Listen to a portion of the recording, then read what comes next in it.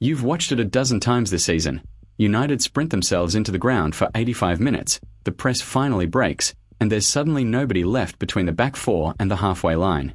Watch how little it takes to break United open right now. The double pivot sits too narrow, one simple ball goes beyond both of them, and by the time the run arrives in behind, there's a wide open lane straight through the middle. This is exactly the gap Carrick's whole philosophy is built to close. Watch the same two players adjust, just a few yards each, and that lane straight through the middle simply isn't there anymore. Watch what that actually looks like up close. Not a 60-yard raking ball, but a short pass into the exact gap Tielemans just closed off. The nearest presser is beaten instantly. Two defenders have to shift just to cover it, and that half second is enough to keep the move going forward, because the point was never the pass itself. It was making defenders move who didn't want to. And it's not a one-off. Recycle it, try the exact same idea from the other side, and the exact same thing happens again.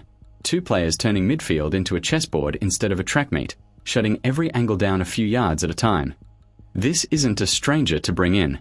Carrick spent 12 years running United's midfield as a player, took interim charge of the first team in 2018, coached under 3 different managers, then took Middlesbrough's job in 2022. 5 Premier League titles and a Champions League. Across an era, United signed superstar after superstar around him. The one constant in every single one of those seasons was the guy in the middle almost nobody talked about. Here's the paradox in practice. Drop a genuine talent like Andres Santos into this exact midfield today, and 3 markers close him down before his teammates are even close enough to help. Try to play the easy ball out, and a defender's already standing in the only lane that exists.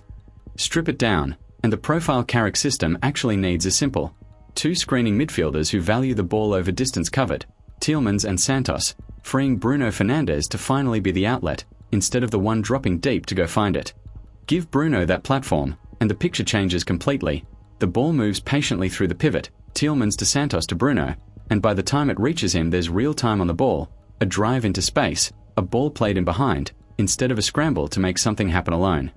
None of this wins United the league by itself. But next time a midfielder looks like he's barely jogging, watch the space he isn't filling. 2 passes later, that's usually where the goal comes from. Sometimes the smartest player on the pitch is the one who never chases the ball.